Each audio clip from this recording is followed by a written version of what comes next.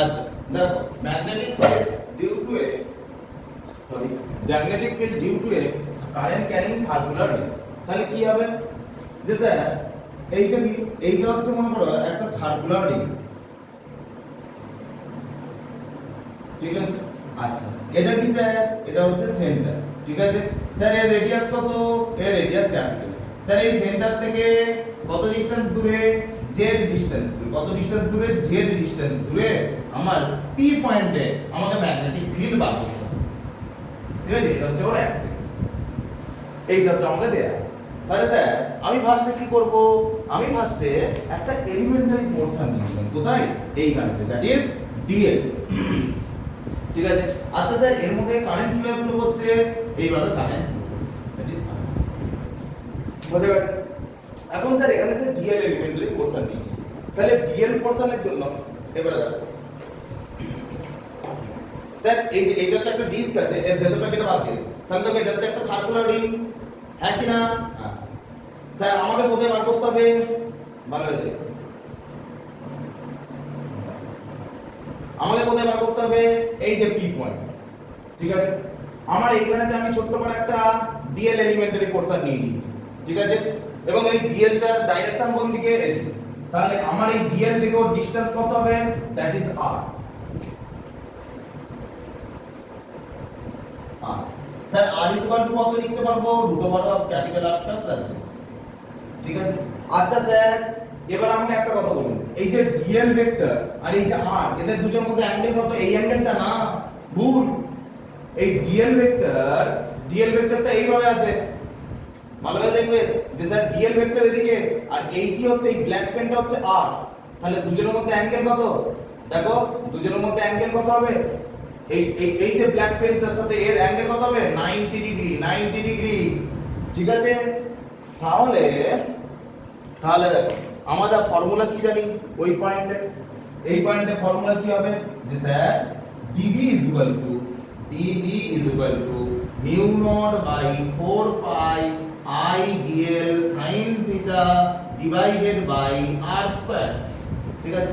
Sir theta কত, theta আপনি বললেন না 90 ডিগ্রি, বললেন কি বাবা dl ভেক্টর আর এর মধ্যে ডাইরেকশন তো দেখিয়ে দিলাম 90 ডিগ্রি, তাহলে স্যার এটা কত হয়ে যাবে, dB is equal to mu naught by 4 pi I dl divided by r square, ঠিক আছে, হয়েছে, বুঝে গেছে।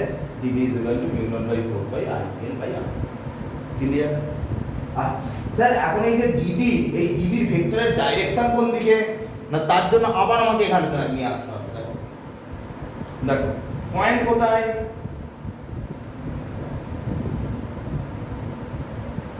পয়েন্ট কোথায়, এইখানে, এটা হচ্ছে point.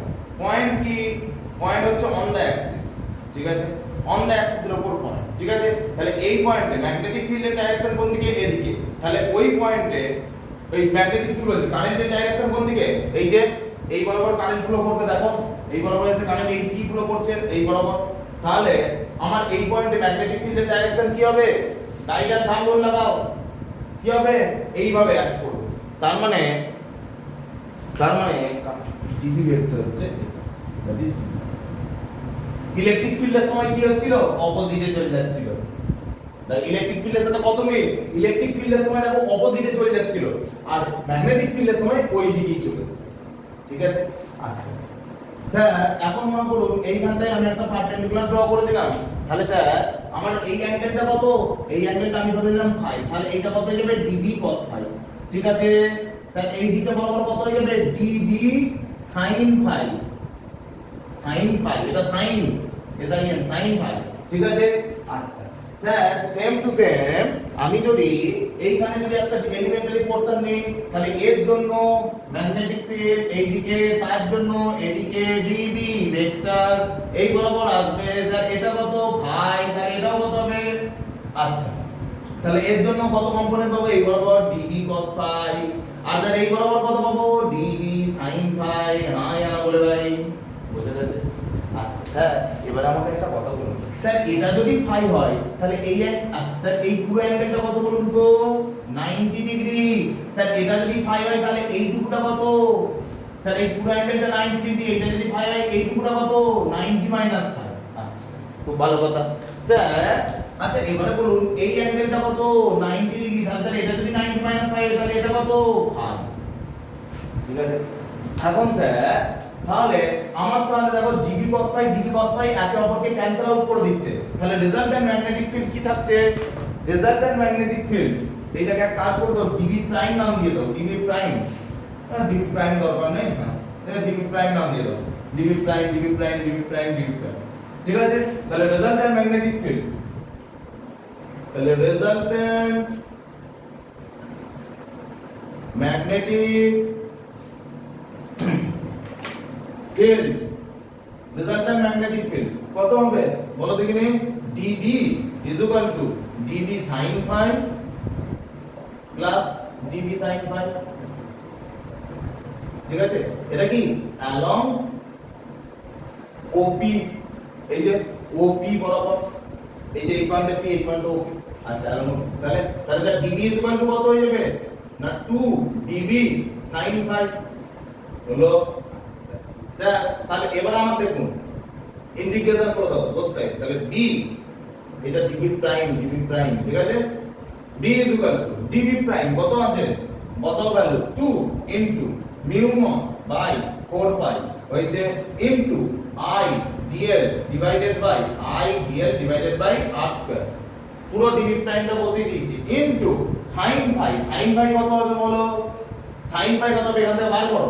This R sin phi, এদিকে দেখো sin phi is equal to perpendicular by hypotenuse capital R by small. ঠিক আছে তাহলে বসিয়ে দাও ক্যাপিটাল আর বাই স্মল হয়েছে। তাহলে তাহলে এখান থেকে দেখো কত আসবে 2 mu naught by 2 mu naught I capital R divided by 4 pi R cube integration dl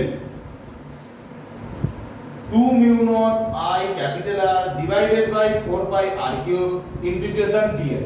এখন স্যার এই যে ইন্টিগ্রেশন ডিএল করলে ডিএলটা কোথা থেকে কোথায় যাবে? 0 টু কত দূর পর্যন্ত?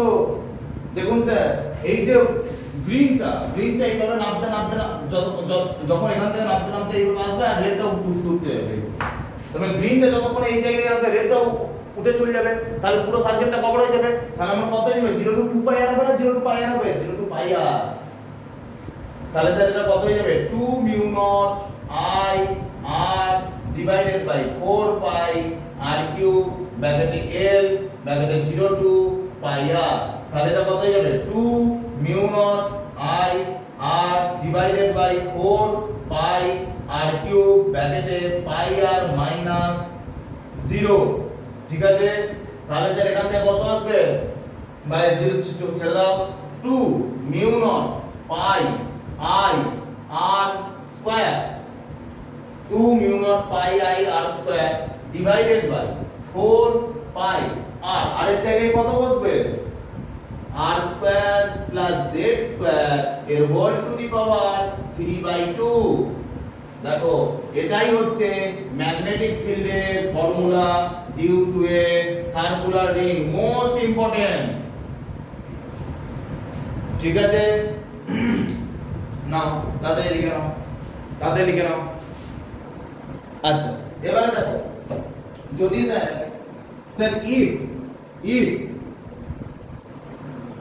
if the coil has n number of turns TURNS, যদি n number of turns থাকে তাহলে ম্যাগনেটিক ফিল্ডের ফর্মুলা কি হয়ে যায় sir? B is equal to কত হয়ে যাবে 2 mu naught n I pi r square divided by 4 pi r square plus z square এর হোল টু দি পাওয়ার 3/2। এই যে শুধু n টা মাল্টিপ্লাই হচ্ছে দেখে নাও 2 mu naught ni pi r square divided by 4 pi r square plus z square এর whole to the power 3/2। ঠিক আছে আচ্ছা সেকেন্ড এটা এক নম্বর হলো। 2 নম্বর কি না if আচ্ছা এটা হচ্ছে B at center center of circular coil কি হয়ে যাবে সার্কুলার কয়েলের সেন্টারেতে কত হয়ে যাবে দেখো সেন্টার মানে কি সেন্টার মানে z 0 স্যার তাহলে z যদি 0 হয়ে যায় তাহলে আমার কত হয়ে যাবে b আচ্ছা নাম্বার আচ্ছা n 1 ধরবে মানে নাম্বার অফ টার্মস একটা তাহলে নাম্বার অফ টার্মস যদি একটা হয় তাহলে কত হয়ে যাবে b 2 mu naught I pi r square divided by 4 pi r cube তাহলে এটা কত হয়ে যাবে 2 mu naught I pi divided by 4 pi r that is magnetic field 2 mu naught I pi divided by 4 pi r দেখে নাও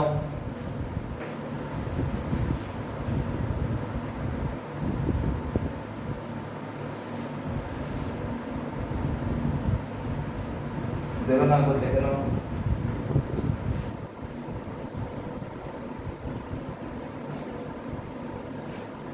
ঠিক আছে আচ্ছা এটাকে এক কাজ করো দেখে আচ্ছা দাঁড়াও দাঁড়াও এইখানে এই ফর্মুলাটা আছে তো এক কাজ করো এই বোথ সাইড থেকে পাই কেটে দাও তো পাই কেটে দাও তাহলে দেখবে আরো একটা ফর্মুলা এই মেন ফর্মুলাটা আরো ইজি করে নাও পাই কাটটা 2 mu naught I r square divided by 4 ব্র্যাকেটে r square plus z square এর হোল টু দি পাওয়ার 3/2 ঠিক আছে এই ফর্মুলাটা লিখে রাখো এই ফর্মুলাটি লিখে রাখো এই ফর্মুলাটি এইটা হচ্ছে রিং এর জন্য ঠিক আছে তাহলে এর ক্ষেত্রে প্রত্যেকটা থেকে পাই কাটো তাহলে এর ক্ষেত্রে কত হবে b 2 মিউ নট আচ্ছা 2 ও কাটবে তাহলে 2 ও যদি কেটে যায় তাহলে কত হবে mu naught I divided by 2r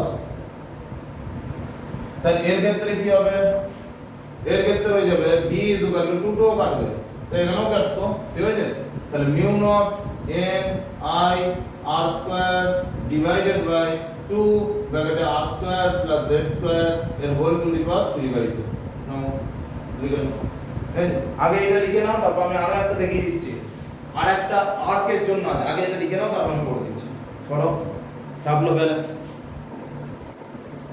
এবারে দেখো যে ফর্মুলা কিভাবে করব না এদিকে দেখো ফার্স্ট লিখে দাও কেন সার্কুলার ওয়্যারগুলো ফর্মুলা বানাবে না ফর্মুলা সি রিং এর জন্য করে দিয়েছিলাম না ওয়্যারের জন্য আচ্ছা ফর্মুলা সি কার জন্য সার্কুলার ওয়্যার লিখে দাও কে সার্কুলার ওয়্যার ঠিক আছে আচ্ছা দেখো কে না এম and sorry n বলছি axis center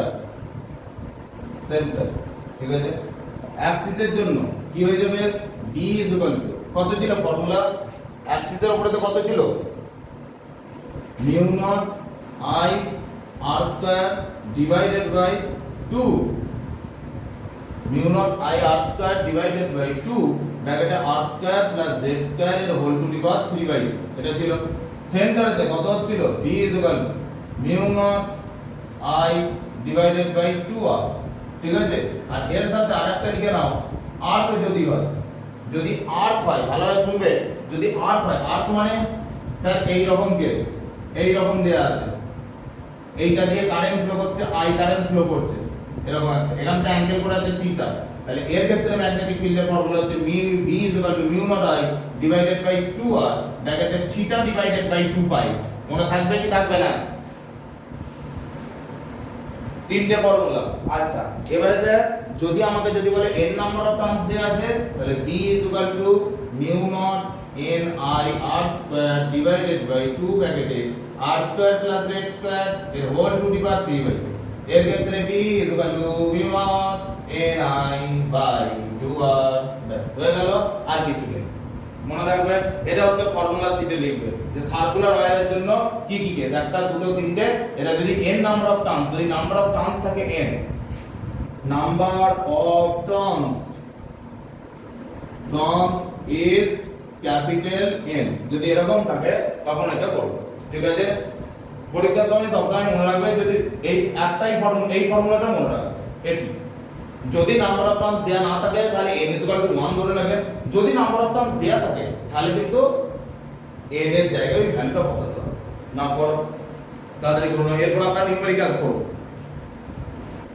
আচ্ছা এদিকে দেখো, যে সার্কুলার কয়েলের জন্য আমরা ফর্মুলা কি পেয়েছি স্যার? ফর্মুলা পেয়েছি যে B কত? B mu naught I r square divided by 2 ব্র্যাকেটে r square plus z square এর হোল টু দি পাওয়ার 3/2। এই ফর্মুলাটা আমরা পেয়েছি, তাই তো? এখন দেখো এই যে ম্যাগনেটিক ফিল্ড সেন্টারে দেখি, আর যখন সেন্টারে ম্যাগনেটিক ফিল্ডের ফর্মুলা কত? Mu naught I divided by 2r। এই সেন্টারে যে ম্যাগনেটিক ফিল্ড, এটা হচ্ছে ম্যাক্সিমাম। এরপরে যত আস্তে আস্তে বাড়াবো তত ম্যাগনেটিক ফিল্ড কি হবে? কমতে থাকবে। তাই জন্য এর ক্ষেত্রে গ্রাফ কি রকম দেখতে হয়? দেখো এদিকে, এটা মনে করো z, এটা হচ্ছে ম্যাগনেটিক ফিল্ড। তো ম্যাগনেটিক ফিল্ড কি হচ্ছে? সেন্টারে ম্যাক্সিমাম, তারপরে আস্তে আস্তে কি হচ্ছে? কমতে থাকছে। সেম টু সেম এদিকেও তাই, ঠিক আছে? আর এই পয়েন্টে কি?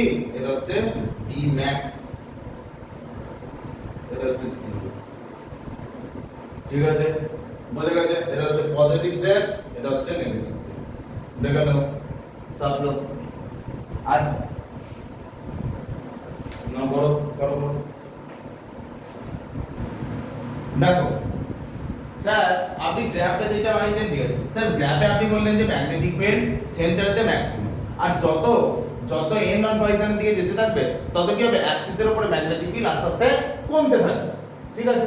তাহলে ম্যাগনেটিক ফিল্ড আস্তে আস্তে যদি কমতে থাকে তাহলে আমরা তো কখনোই ইউনিফর্ম ম্যাগনেটিক ফিল্ড পাবো না। কিন্তু আমার ইলেকট্রিক্যাল ইনস্ট্রুমেন্ট করতে গিয়ে আমার দেখছি, যখন ইলেকট্রিক্যাল ইনস্ট্রুমেন্ট যখন কনস্ট্রাক্ট করতে যাচ্ছে তখন দেখছে যে ইউনিফর্ম ম্যাগনেটিক ফিল্ডের দরকার।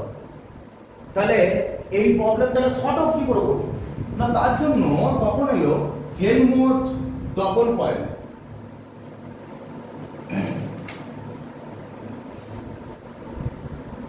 হেলমহোল্টজ,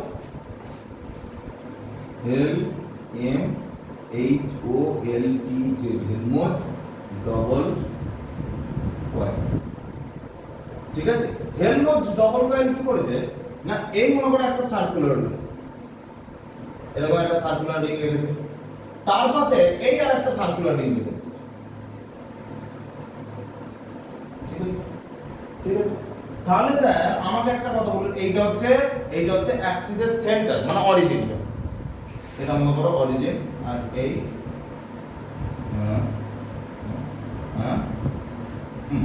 ঠিক আছে স্যার? দুজনের মধ্যে দিক দিয়ে কারেন্ট কি হচ্ছে? পাস করছে এই দিক দিয়ে, আই কারেন্ট ফ্লো করছে, আর এদিকেও এদিক দিয়ে কারেন্ট এইভাবে ফ্লো করছে, ঠিক আছে স্যার? এবারে যখন এই জায়গাতে এদের দুজনের যখন গ্রাফ তৈরি করছে তখন কি দেখছে যে স্যার একজনের জন্য এটা তো হচ্ছে সেন্টার, অরিজিন, তাহলে একজনের এই জায়গাতে তৈরি হবে আর একজনের এই জায়গাতে তৈরি হবে গ্রাফটা, তাই তো? পার্টিকুলার যে দুটো আলাদা আলাদা ওয়্যারের জন্য এখানে থেকে কেমন তৈরি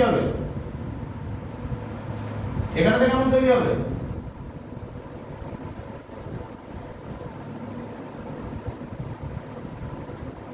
ঠিক আছে?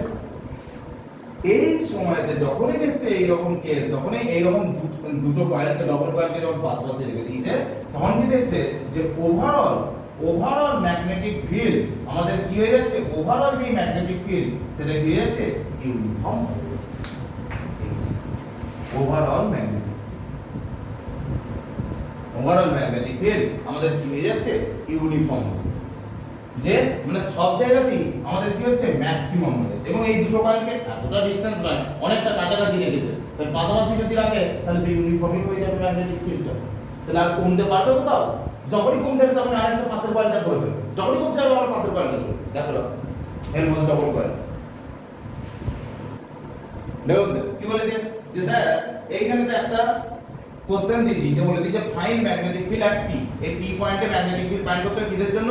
না এই একটা ওয়্যারকে বেন্ড করে এরকম বানিয়ে দিয়েছে, এর মধ্যে কারেন্ট ফ্লো করছে। তাহলে ফার্স্ট কাজ কি করব আমি কেটে দেব আ আ আ আ আ কেটে দিয়েছি কেটে দেওয়ার পর ঠিক আছে কেটে দিয়েছি যখন কোনো অসুবিধা নেই আচ্ছা স্যার তাহলে দেখুন দেখে নিন এইটা একটা হচ্ছে ওয়্যার এটা একটা ওয়্যার এইটা একটা ওয়্যার তাহলে এই উপরে এটাকে নাম দিয়ে দাও 1 নম্বর এটা হচ্ছে 2 নম্বর এটা হচ্ছে 3 নম্বর স্যার B1 টা কত হবে বলো B1 অনলি ম্যাগনিটিউড আর কিছু নয় B1 টা কত হবে বলো ম্যাগনেটিক ফিল্ড কত হয় ওয়্যারের জন্য কত হবে রে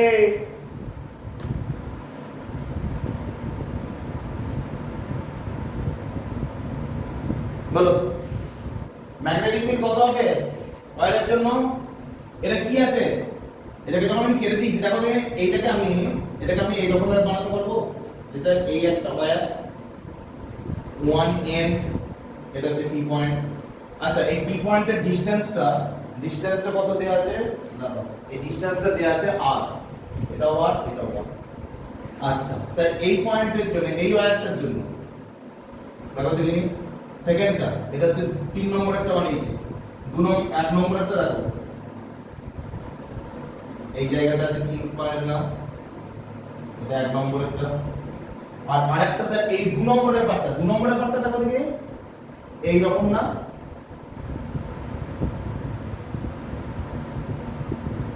কারেন্ট যাচ্ছে দিক দিয়ে ঠিক আছে এটা তো এই 2 নম্বরেরটা এক ঠিক আছে কারেন্ট যাচ্ছে এইখানে আছে পি পয়েন্ট আর আর আর ঠিক আছে তাহলে স্যার আমাকে একটা কথা বলুন তাহলে এর ক্ষেত্রে ফর্মুলা কি হয় 1n এর ফর্মুলা কি হবে B3 is equal to mu naught I by 4 pi d এখানে r এর ক্ষেত্রে B1 is equal to mu naught I by 4 pi r এর ক্ষেত্রে স্যার r এর ক্ষেত্রে ফর্মুলা কি বলেছিলাম mu naught I by 2r ব্র্যাকেটে কি ছিল থিটা বাই 2 পাই না তাহলে এখানে থিটাটা কত স্যার 90 ডিগ্রি মানে পাই বাই 2 ডিভাইডেড বাই কত 2 পাই দেখো দেখি এটাই ছিল কিনা mu naught I by 2 আর থিটা বাই 2 পাই থিটার জায়গায় থিটা বাই 2 পাই দেখো আগে থিটা বাই 2 পাই তাহলে sir mu naught I by 2r থিটার জায়গায় হয়ে যাবে পাই বাই 2 ডিভাইডেড বাই 2 পাই তাহলে স্যার এটা কত হয়ে যাবে mu naught I divided by 2r into pi pi কেটে যাবে কত আসবে 1/4 তার মানে এটা কত আসবে mu naught I by 8r তাহলে টোটাল ম্যাগনেটিক ফিল্ড ওই পয়েন্টে দেখো যদি সবাই যাচ্ছে না কারেন্ট যাচ্ছে এদিকে ম্যাগনেটিক ফিল্ডের ডাইরেকশন ইনওয়ার্ড কারেন্ট যাচ্ছে এদিকে ম্যাগনেটিক ফিল্ডের ডাইরেকশন ইনওয়ার্ড আচ্ছা এটা কারেন্ট যাচ্ছে এদিকে ম্যাগনেটিক ফিল্ডের ডাইরেকশন ইনওয়ার্ড তাহলে রেজাল্ট্যান্ট কত হবে b b1 b2 এটাকে যোগ করে দাও mu naught I by 4 pi r plus mu naught I by 4 pi r plus mu naught I by 8r তাহলে এটা কত হবে 2 mu naught I by 4 pi r plus mu naught I by 8r তার মানে এটা কত হয়ে যাবে mu naught I by 2 pi r plus mu naught I by 8r this is answer দেখে নাও হবে তাহলে নাও তাতে যাও ঝপঝপ করে হাত চলবে যেন দেখতে না পাই দেখা লেগে যাও করে কি বলেছে বলে দিয়েছি sir find B at p চলো কি হবে স্যার নাম দিয়ে দিন কি নাম দেবো 1 2 3 হয়েছে ঠিক আছে আচ্ছা স্যার এই p পয়েন্টটা স্যার p পয়েন্টটা দেখুন sir b1 sorry b1 sir b1 এর জন্য এই p পয়েন্টটা কোথায় আছে p পয়েন্টটা কোথায় আছে b end on position না তাহলে কি হয়ে যাবে mu naught I কতটা ডিসটেন্স r তাহলে mu naught I divided by কত হবে 4 pi r very good next B2, B2টা কি sir semi circle, B semi circle, তাহলে সেমি সার্কেলের জন্য কত হবে mu naught I divided by 2 r ব্র্যাকেটে থিটা থেকে কত বসবে, সেমি সার্কেল মানে থিটা থেকে কত পাই, পাই কত 2 পাই হয়েছে, তাহলে এটা কত হয়ে যাবে mu naught I divided by 2 r তাই 2 আর পাই পাই কেটে যাবে, তাহলে এটা কত 4 আর। আচ্ছা স্যার B3 কি তার মানে হচ্ছে B3 দেখো P পয়েন্ট অ্যাক্সিয়াল পয়েন্ট না বি অ্যাক্সিয়াল, তাহলে এটা কত হয়ে যাবে 0। মনে করে দেখো অ্যাক্সিয়াল পয়েন্ট থেকে কি করে ডিসটেন্স পাবো অ্যাক্সিয়াল পয়েন্ট থেকে, তাহলে হয়ে গেল, তাহলে অতএব net magnetic field electric field বলছি B1 plus B2 plus B3 ঝপঝপ করে B1 টা কত mu naught I divided by কত 4 পাই আর প্লাস B2 টা কত mu naught I divided by কত, अच्छा सर এটা स्मॉल আর হবে, হ্যাঁ स्मॉल আর হবে, ভুল गलती हो गई, mu naught I divided by কত 4 আর প্লাস B3 কত 0, তাহলে এটা কত হয়ে যাবে mu naught I divided by 4 pi r plus mu naught I divided by 4 r, mu naught I এরকম ভাবে লিখতে পারো 4 আর কমন নিয়ে নাও sir 1 by pi plus 1, this is the answer. চলো নাও চাপ লো। আচ্ছা আজকে এই পর্যন্তই হলো, পরের ক্লাসেতে আরো নিউমেরিক্যালস করব, n টার্মস এর রিং, ঠিক আছে, তারপর আরো কিছু সার্কুলার ওয়্যারে রিং আর রডকে মিশিয়ে আরো কিছু নিউমেরিক্যালস নেক্সট ক্লাসে করব। আজকে এই পর্যন্ত থাকলো, হ্যাঁ।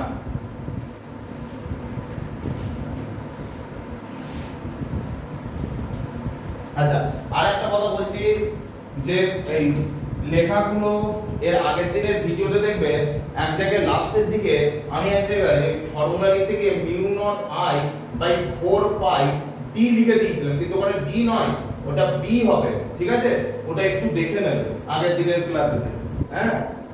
আর আজকে তো এই পর্যন্ত করে দিলাম, একটু পড়াশোনা পুরো করতে, হ্যাঁ সবাই কিচ্ছু করতে হবে না, যেগুলো পড়ছি সেইগুলো প্র্যাকটিস করো, হ্যাঁ।